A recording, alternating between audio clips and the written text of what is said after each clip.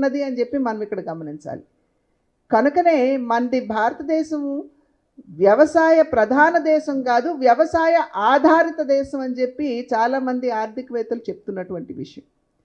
ఎందుకంటే 140 కోట్ల జనాభా ఉన్నటువంటి భారతదేశంలో నేటికి సైతం 58%, 58-60% ప్రజలు వ్యవసాయం మీద, వ్యవసాయానికి సంబంధించినటువంటి అంశాల మీద ఆధారపడి జీవిస్తున్నారు అని చెప్పి మనకు తెలిసినటువంటి అంశం.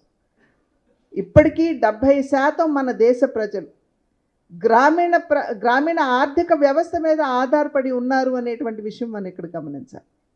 ఇవాళ ప్రపంచంలో ఉన్నటువంటి భూభాగంలో 16% భూభాగం మన భారతదేశంలో ఉన్నది. కానీ మనకున్నటువంటి నీటి వ్యవస్థ ఎంత? ప్రపంచ నీటి వ్యవస్థలో మనకున్నది 4% మాత్రమే. కనుక అక్కడే మనకి ఒక సవాలు